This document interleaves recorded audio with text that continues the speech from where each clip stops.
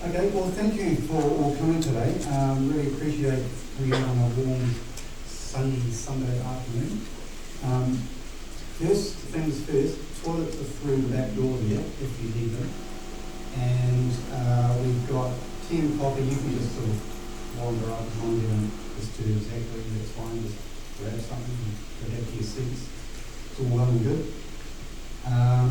Also, there's a gold coin thing available out there too, if you feel able, that would be great. My name is Andrew Smith, and together with a small team, Professor George Seba, ex-Auckland University, and Peter Wrote, we run a small group here called Reasons for Faith, and we just seek to provide an extra dimension to what we do in the church here. We seek to provide like an intelligent, sort of understandable Christian perspective on why we believe what we believe, and that Christianity is in fact true, or can be shown to be true. It's often called apologetics, as you know, so that's the wide range narrative of what we do here. And I want to thank also Thinking Matters. Thinking Matters are an organisation which have an overarching role in New Zealand coordinating apologetics ministries, and they've been very good advertising this. So I want to thank Thinking Matters too. They're at thinkingmatters.org.nz. If you ever want resources, or look for speakers or anything to do with apologetics, Thinking Matters is the first place to go. Now, a bit of organisation. We will have Zach's talk in a minute, and then what we've decided to is to break up into small groups after that, and then talk amongst yourselves about the content of what's been said. We'll give you a sheet of questions as a primer, as one by one, and then you can just discuss in your groups those various aspects of what Zachary said, and especially there will be a separate group for parents and adults who may have different issues and want to be separate from particular student issues. So that group will be just through here, and we have been blessed with having Dr. Adam Clarkson here. So he will be leading that, facilitating that group, and it'll be a very relaxed atmosphere, I assure you. And that will be about a 20-minute option at that stage. After the group sessions, what we'll do is come back in here, and then we'll have a round-up. Amanda will round up. Amanda is the youth pastor, the young adults pastor here at Windsor Park. She will explain to us what they're doing in a minute. So what we're going to do here today, and obviously you know because you're here and you're excited by that, is that, as you know, like many students who are thinking of going to university, great university, often struggle with the different culture that a university can bring, especially amongst secular ideas, that sort of thing. And it is a challenge to young people's faith, and can be, and sometimes it can strengthen that faith. So Zachary's going to go through providing some of the tools for that and talking about some of the issues for that and how to cope with that. Zachary has kindly said that he would do this. He is currently a PhD student still haven't got that through. In molecular biology at University of Auckland, and Zachary has debated Professor Peter Atkins from Oxford University on UK radio, and did a great job, I must say, Peter Atkins is highly intellectual and a very militant atheist, and I thought Zachary did a good job. So he's got good credentials for a young fellow. And he was also previously president of the Evangelical Union of Auckland University. Very lovely title. And he's a speaker and blogger too for Thinking Matters, which I just mentioned before. Thanks for coming to us, and hopefully you find something helpful. So the topic today is University Challenge, and I wanted to put a positive spin on it. So we decided deepening faith and getting connected. Because it's a story that when Christians go to uni, they lose their faith. That's not necessarily a true story. There's lots of people who go to university who aren't Christians who become Christians. There's lots of people who go to university as immature Christians and become more mature Christians. So that's kind of a narrative I want to put before you today, and give you that option to think through over the next few years if you're starting university. And the three main points I want to say today are that Christian faith is firstly beautiful, and secondly rational, and thirdly livable. And I'll explain all of those things and why I think that they're true. I really want you to ask questions, I want you to engage, I want you to challenge me. We've got a few postgrad students who I'll introduce later who are keen to lead discussions with you after, so feel free to challenge them as well, they'll enjoy that. Okay, so according to Pastor Timothy Keller, the Christian faith is existentially satisfying and it's intellectually credible. So in other words, it's worthwhile and it's true, or it's beautiful and it's rational. Okay, so that's just a cartoon, you probably can't read it. Just one is that you might kind of protect your Christian students going to uni, kind of facetious. Actually, the best way to protect your faith going to university, I think, is to think about it and be willing to engage and to talk to other Christians. So today I want to explain why I believe that Christian faith is beautiful and rational, and some thoughts on how you can continue to explore these things at uni with your friends and with new people as well. Okay, so I've brought a few friends with me today, which I've made at uni, and there'll be some of them will be leading discussions after. So I'd just like them to stand up. So Josh, Sydney, Wesley, Tom, Sean. Yep, thanks. So Sydney's doing her PhD in philosophy at Auckland. Wesley's doing his PhD in biology at Massey. Josh is a student advisor at Auckland Uni. He will be running a Christian group in the engineering department. Tom's doing his master's in philosophy at Auckland Uni. Sean's a postdoc in engineering at Auckland Uni. And Alan as well, sorry. And Alan's doing his PhD at Auckland Uni in engineering. I think this is stopped. Can people hear me at the back? Okay. About myself, I'm just finishing up my PhD in genome sequences and biology. So it's a combination of microbiology and genetics. As an undergrad, I studied biology, philosophy, and economics. And then I did a postgrad diploma in molecular biology. I've been fortunate to present at conferences in America and in Europe, and to be involved in some debates, like Andrew mentioned. And if you Google my name online, you'll find some of those debates. Okay, so the story that our culture tells us sometimes is that faith is oppressive, and it's ignorant, and it's restrictive. It's three kind of bad things that you might hear about Christian faith. Have people heard that? In general, all three of those things, they kind of resonate. This is what people tell us. Some nods. But I want to argue today that Christian faith is beautiful and rational and livable at university. So that's the kind of hypothesis, and we'll see if it stands up. Okay, so firstly, Christianity is beautiful, where it's existentially satisfying, where it's worthwhile, where it's attractive.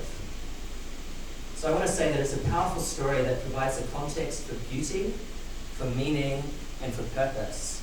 But actually other worldviews tend not to do that. So I want to just kind of run through some kind of key elements of the Christian story. So this is what Christianity proposes about the world. Because I think that's actually a really attractive picture when you understand it. And going to university is an opportunity to really do that, to look at what is the Christian story really. It's not just a bunch of simplified Bible stories you might have heard, but it is a deep and rich narrative. So firstly, God created the universe. So that means that the universe is made good, and it's made beautiful, and God enjoyed it. And also when Jesus was here, he enjoyed it as well. So there's lots of good things about creation that the Bible affirms. So it says creation is good. It's not just good, but there is goodness in creation. That's a key aspect of the biblical story. Another huge part of the biblical story is God's people, who are broken and messy. Maybe the key event in the Old Testament is the Exodus. Israel being led out of Egypt. That's a story of liberation out of slavery. It's a story of freedom. It's a profoundly good thing. It's a really attractive thing. You understand this is a key part of the biblical story. It's not oppression, but it's freedom.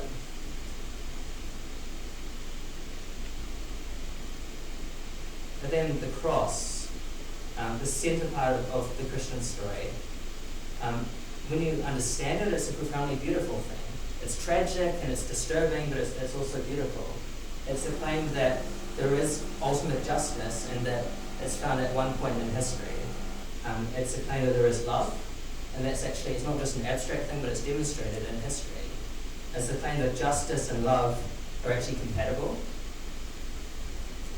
and that it's actually been shown in history.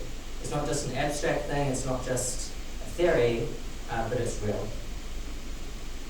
And the final part of the biblical story is new creation, is creation renewed. And that says that there is hope, and that there is meaning, that the world has a direction to it.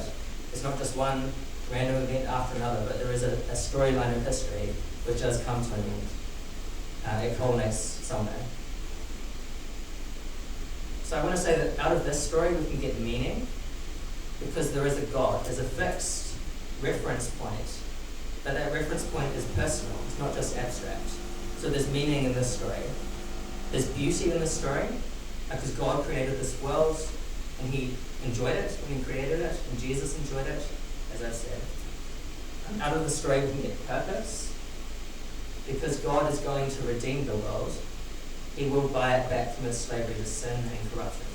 So the story is a rescue story. It's a dramatic, exciting narrative, which gives purpose. And other worldviews like atheism don't do that. There is no purpose. There's no ultimate hope. So the Christian story is a powerful story. And us as human beings, as social, moral beings with a sense of beauty, as meaning makers and interpreters, this appeals to us. So it has huge appeal to us as in our nature as human beings, as rational, as moral, as social, as aesthetic. We care about beauty, and we care about meaning. So it's all of these good and beautiful and attractive things. And then the second question is, okay, that's nice, but is it true? So I want to say that the Christian faith is attractive, and that's important, but it's also true. And there's reasons to think that. Okay, so this is just cartoons on meaning. We care about meaning. We ask meaning all the time. And that's really important. That's who we are as human beings. We want to know why. We're always asking, why? What does this mean? What's this point? What's the purpose? That's part of who we are as human beings, and the Christian story makes sense of that. Some other stories ignore it, or they don't even try to make sense of it. They deny it. Okay, secondly, the Christian faith is intellectually credible. It's rational. There's reasons for it. It's not just a made-up story. It actually brings things together really nicely, and it makes sense of our everyday life. So it makes sense of three things. It makes sense of other things as well, but those three I'll talk about today. It makes sense of science, it makes sense of justice, and it makes sense of humanity, or human nature. So I'm keen for you to ask questions on this after. I'm keen for you to interact, to challenge me. I'll briefly talk through all three of those things. And I know there are challenges out there. I know you all have objections, so please ask them. Okay, so it makes sense of science. How can I say that? Isn't science anti-God? Isn't science anti-faith? Well, the Christian story says there is a God who created the universe. This is not an irrational statement. It's not a blind leap of faith. There is abundant evidence, whether our atheist friends like it or not. We live in an orderly world that we can, to a remarkable extent, actually understand. Science works. When we go out there to investigate the world, expecting certain things, we find that the world is orderly. This is really remarkable. Other worldviews don't expect this. They don't go into the world expecting to be orderly. They expect it to be chaotic, or they don't know what we'll find. But as Christians, we can joyfully praise God for the orderly and rational nature of the universe. The world is ordered. You can't give a scientific explanation of this order at the fundamental level because science assumes it in the first place. Science assumes that the world will be orderly. That's what's required in order for us to do science. Also, the world is fine-tuned. It allows life, but if various physical laws, constants, or initial conditions were only slightly different, our best physical evidence suggests that we could not possibly exist. Life at all could not possibly exist. Life is on a knife edge. If things were just slightly different, the universe would not contain life.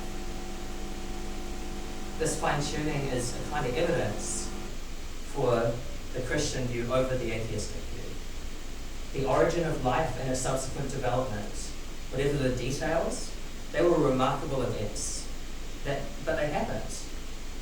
And the appropriate response for Christians is to praise God, through whom every living thing has its breath.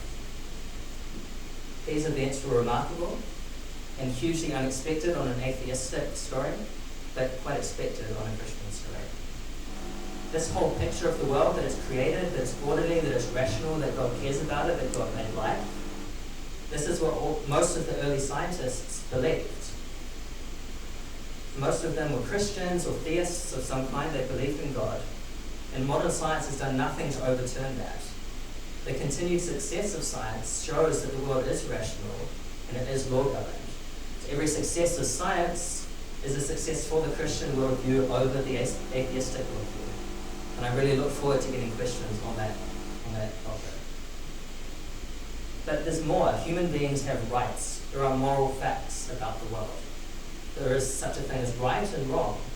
Something like the Universal Declaration of Human Rights recognizes this. It's built on that premise. And there's a few aspects of this. There's actually a few aspects of this concept of rights that are really hard to make sense of if there's no God. Firstly, we know that there are moral facts that are really true.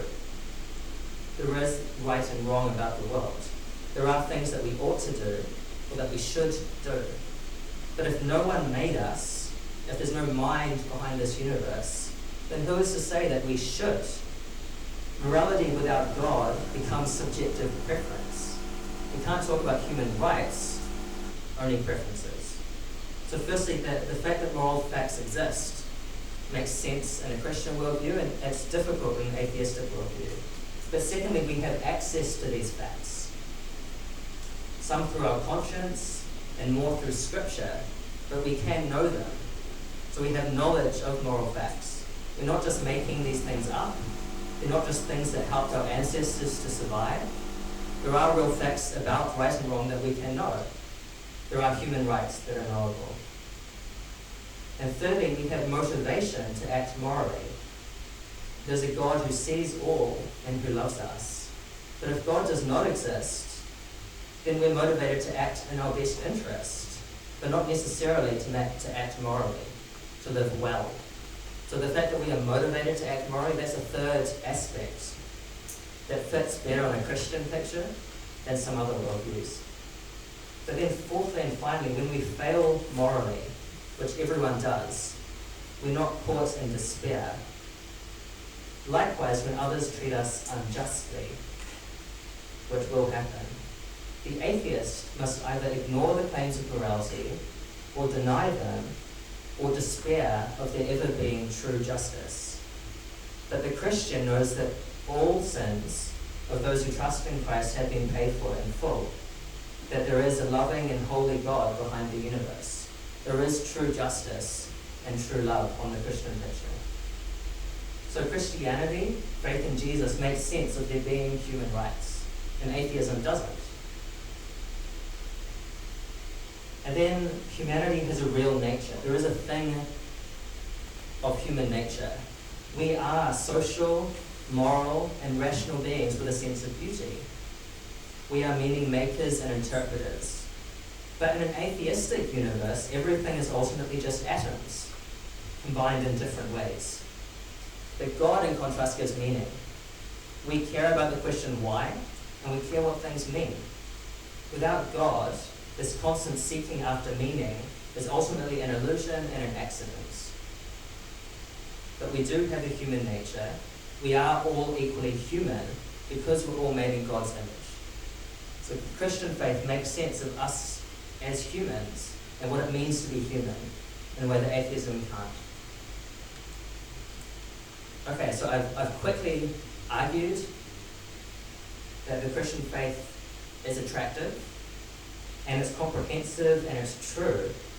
And I want to say that this really helps us when we go into a place like university and people challenge our faith, and we face emotional or spiritual challenges. If we realize that it's true, that really helps us. Christianity is not a joke. It's not something we do for fun on Sundays. It's not an optional extra. It's a claim about the world. And I want to argue very definitively it is true, it is real, and it actually matters. So these are just some things about the world. They're facts that every worldview has to deal with. The world is orderly. We can do science. There is right and wrong. Mathematics describes the universe. That's an amazing thing I could talk about for a while. Why does this abstract, supposedly mental thing apply to the physical universe?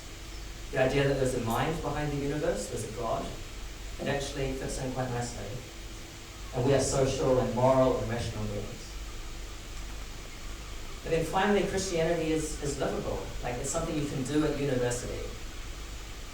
So I just want to quickly discuss the relationship between Christianity and the university.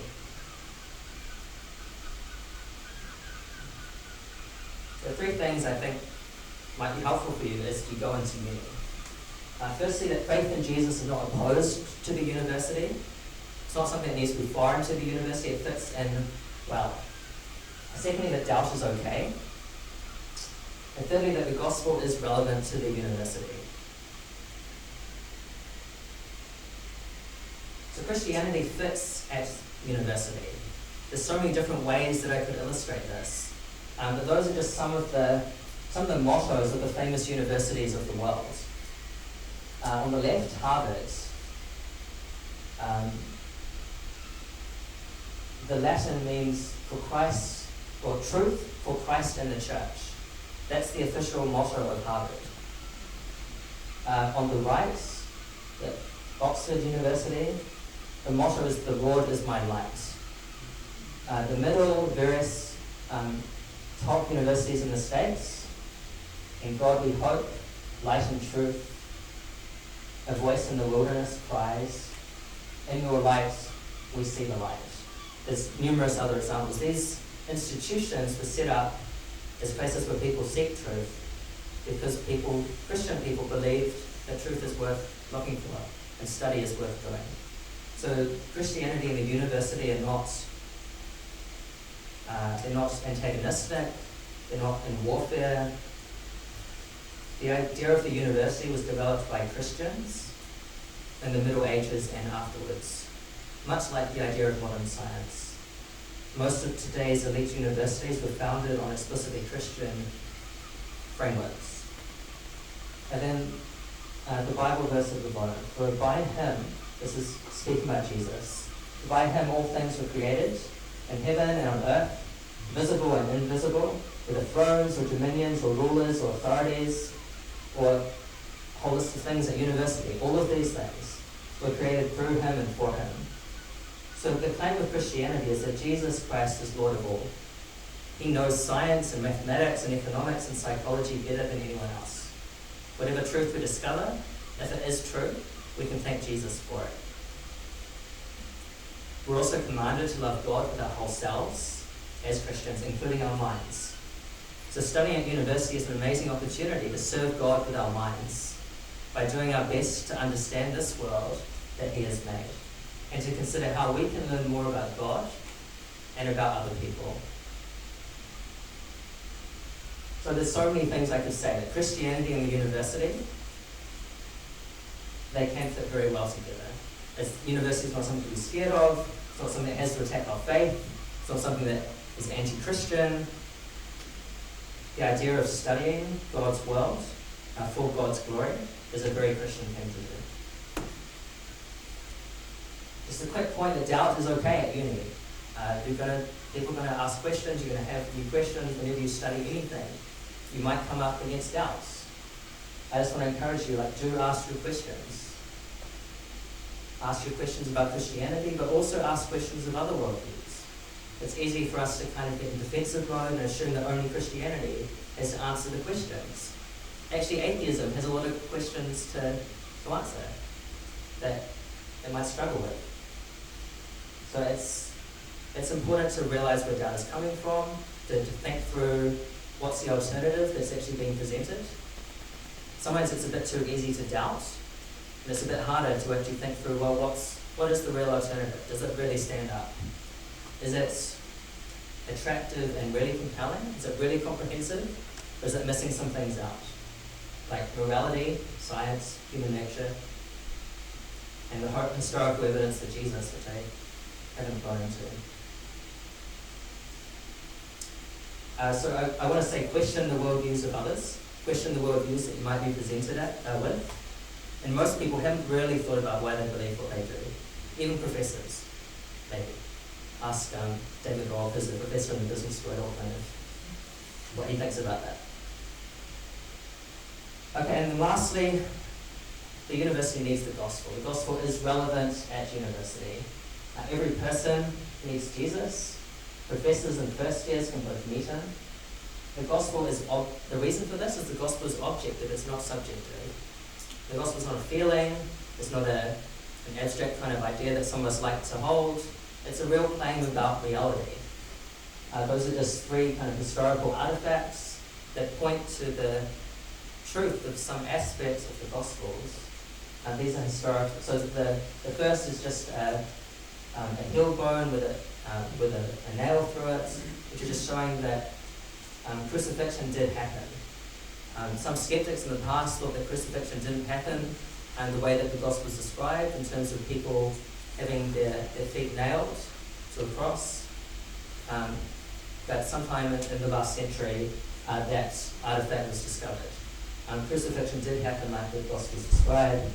There's an inscription with the words Pontius Pilate on it, and just a very early fragment of the Gospel of John. People used to think the Gospel of John was written really late, well into the 2nd century. But now we have a very early fragment from the early 2nd century, which shows that it was written, because it's found in Egypt, it shows it was written almost certainly in the 1st century, within the lifetime of those who would have seen Jesus. The gospel is objective, it's not subjective. For more resources on that, I really encourage you to go to thinkingmatters.org.nz. There's so much material out there. The Christian faith is not a subjective thing. And then there's so many people to talk to at university. If you've got questions, if you're not sure, friends from church, pastors, other students, postgrad students, you'll meet some of them today, Christian lecturers, there's a surprising number of those. You might not expect it, but there are. Chaplains, staff workers from these different campus organisations like Student Life or TSCF or Navigators. There's clubs on campus, Evangelical Union, which I've been part of, Christian Academic Network for kind of postgrads and lecturers. So there's heaps of opportunities to actually have your questions answered.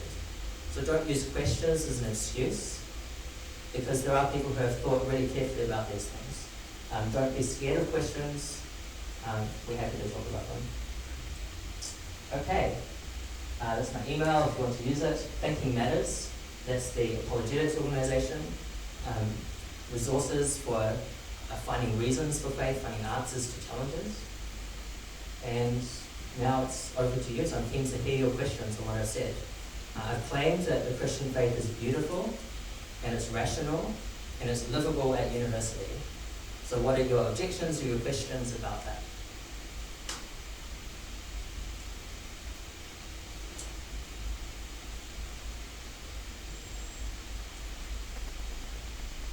Yep. When talking about the knowing what's right and wrong, Yep. Before the commandments came out, how did we know it was wrong to kill?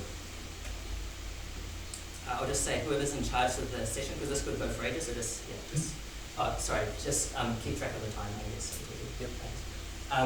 So the question was, before the commandments were given, say at Mount Sinai, how did we know it was wrong to kill?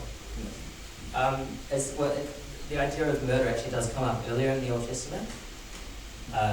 So, in numerous, so I think it was actually commanded to Noah as well. So just one example. So if you actually read the stories in Genesis, you see that there are instructions given before Mount Sinai, before Moses was given instructions. There's also general conscience, which everyone has always had.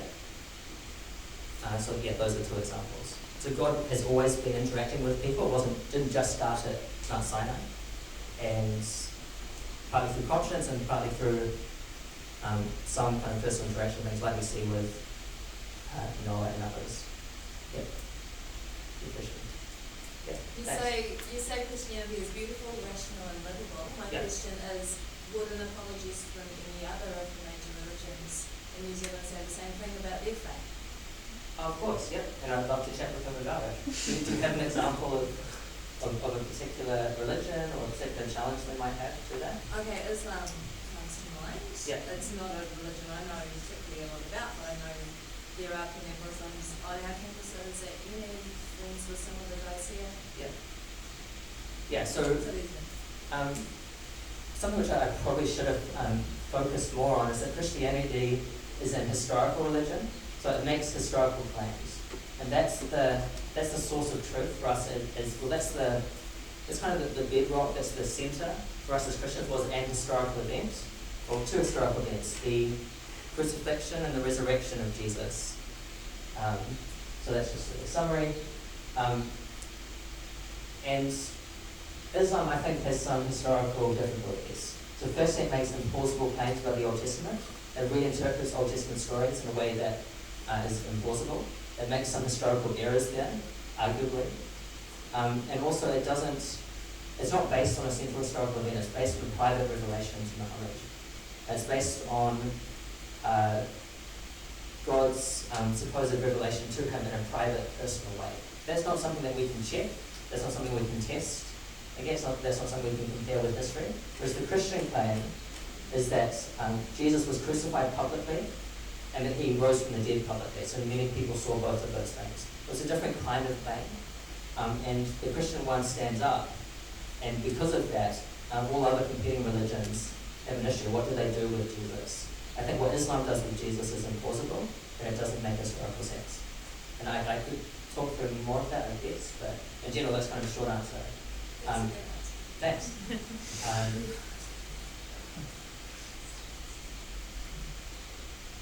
Other religions will make an attempt at answering some of these same questions, and it's important to chat through these things. I have some questions about the basis of science, say, in an Islamic view versus a Christian view.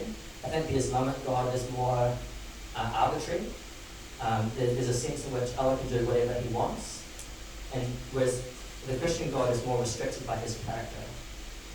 So there's some kind of technical things, some technical reasons why something like science, I think, rose in a Christian worldview more easily than it did under an Islamic worldview, but that's just a kind of a start point.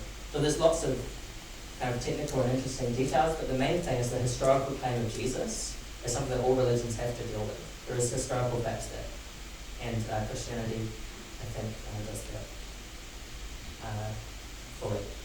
What about atheism, which claims that Jesus was just a normal person and things like emotions and humanity just came out from random mutations? There's a lot there. So atheism claims that Jesus was just an ordinary person. I guess atheists have to deal, in the case of Jesus, they have to deal with the claims of those who knew him best, that he wasn't just an ordinary person. So you have to deal with the Gospels as historical documents. That's kind of part of the answer, that there is, the church did start in a context of Orthodox Judaism. This mutation, as it were, arose. Something new happened. And the question is what? You can't just ignore that, you can't just say, oh, nothing happened, because something did happen. The church exists. There's a reason for that. Why did all of these Orthodox Jews convert? A bunch of Jewish priests converted, according to the Book of Acts. Now, the Book of Acts is historically reliable in so many details that can be tested. There's good reason to think that a bunch of priests converted early on. Why did that happen? Atheism, I think, doesn't have a good account for that. That's one example. Can you explain the mutation emotion thing?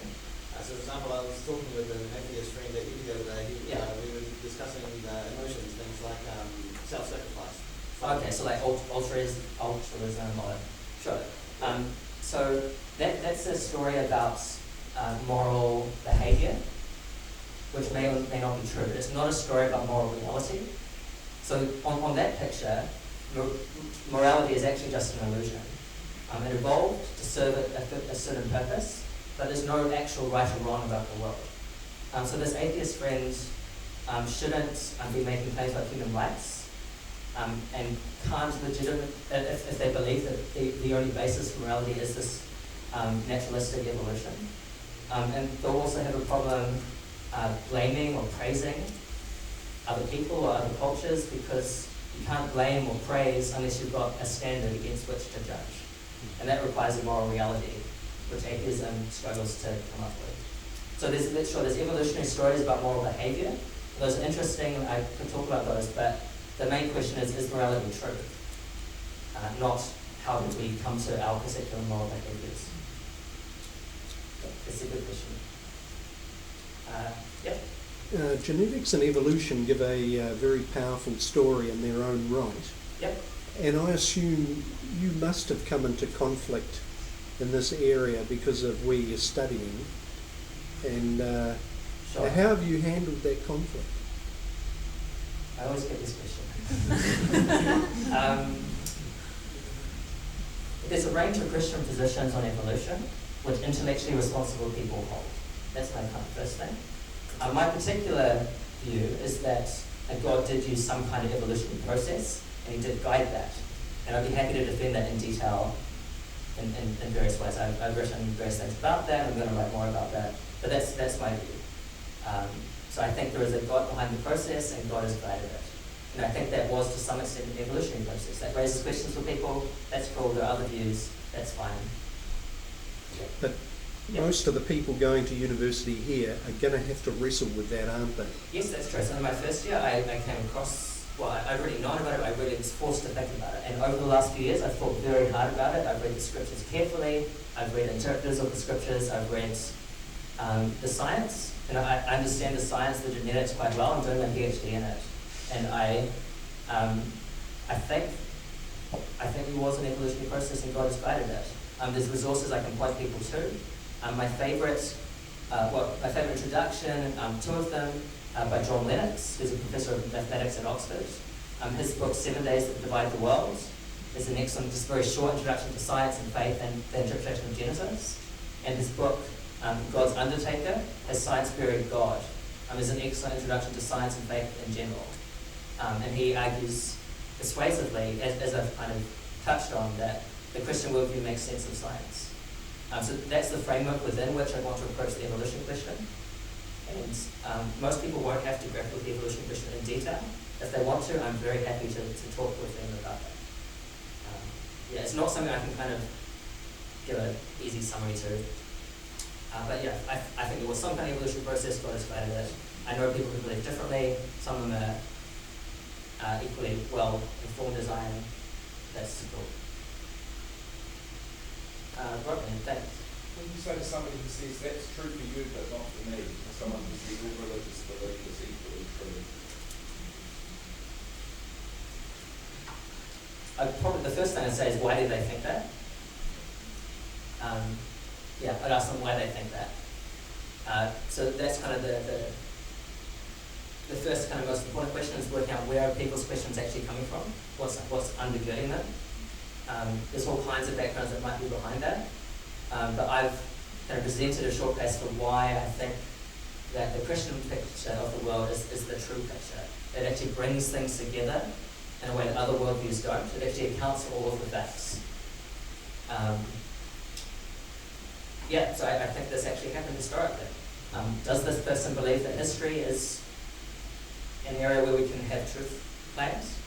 Most people do, really. So I think people assume that religions are abstract and kind of ethical, maybe. They're not empirical or physical. Whereas the Christian faith is based on physical claims about a person called Jesus who lived historically and died historically and rose from the dead historically. So, that would be my short answer. Yes? So would you describe yourself as a theistic evolutionist?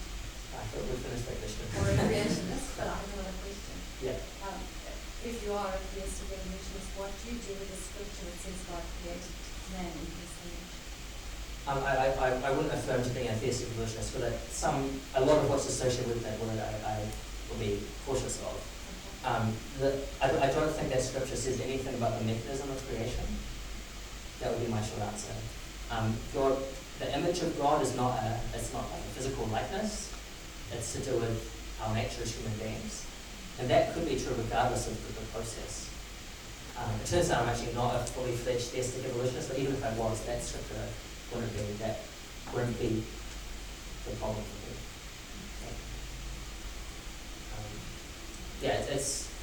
It's important, like human nature, who we are as human beings. These are like really important questions. I'm not convinced evolution is too relevant to them.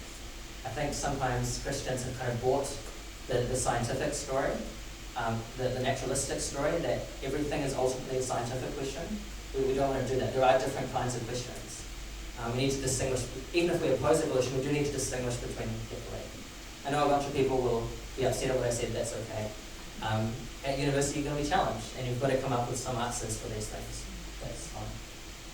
We've got time for about 2 more questions, and we just keep on topic about the university side of the faith challenge. That would be good. 2 more questions.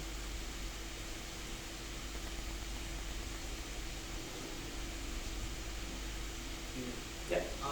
You said that Christianity is a beautiful thing, and you could say Christianity is beautiful because God sent a son to rescue us from sin. But in the beginning, you also said, things point that there's a God that determines what's right and wrong.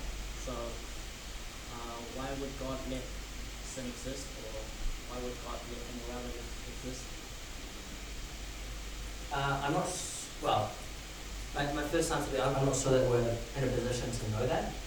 So that question kind of assumes that we would be in a position to know God's reasons for various moral properties of the world. And I don't think we're in that. Because God is holy, which means God is morally different to us. So that means that maybe there's a bit of a gap between us and God in terms of our knowledge of moral features of the world. So why would God do that? I could give kind of complicated, suggestive answers, but I don't think I have the definitive one. I don't think we should be looking for that. The more important question is, did God create the world in this way? Who is behind? Is anyone behind the world? Who is that person? I think those are the questions that Christianity is raising, and they're the more important ones. Why? That's kind of a secondary question, and there's kind of lots of technical, philosophical answers that we could go into. The best person for that is either Matt Flanagan, who's a bit behind you, or Tom, who's a postgraduate in philosophy. But yes, I can point you to people who can chat through those details. One last question. Yep. You just said before about the Bible doesn't specify a mechanism for creation. Sorry for bringing this topic up again. But when Genesis is talking about God creating orderly according to times in a short amount of period of time. It doesn't say in a short amount of period of time. That's short information. In 7 days. Sure. So I'd point you to John Lennox's book about that. So I think one example which most people know is God created the sun on the 4th day, or measure days according to the sun. So it's not obvious that they're straightforwardly ordinary days. There's just one example. There's other hints in the text, I think, that this is not a straightforward literalistic narrative. Some people think it is. That's fine. That's an interesting debate. It's not one I'm that emotionally invested into. I've come to this view from study of scripture and science. Someone like John Lennox can explain it better than I can. So my favourite framework is called the analogical days view, if anyone wants to look up the technical view. But there's different accounts out there. The framework hypothesis is also reasonable. It's one interpretation. All views have their issues. That's just part of living in a messy world, I think. But I'm pretty confident with the analogical days view as a reasonable way to interpret scripture. So the days are not literalistic. They're not literally days in the sense that we use. They have a morning and an evening. Yeah. We could talk through this for years. Trust me, I've done it before, but it's been a while. But John Lennox in There's a Wide World, that's one example. These are difficult questions. That's cool. I guess I'd recommend to Christians going to university in the audience, atheism also has difficult questions to answer. So don't be put off by these debates. Don't be tripped up by them. As Christians can come to responsible answers, and they differ on these things, that's okay. Atheists come to a lot of different answers for their questions as well. Ultimately, the Christian worldview makes sense of why the world exists, why it is the way it is, and who Jesus is. That's my proposal. Happy to chat with you in person, and I think we're going to break up into small groups. So thanks very much for listening. Hopefully I've given you some things to think about. Hopefully you kind of take these things seriously. Christianity is beautiful, rational, and livable.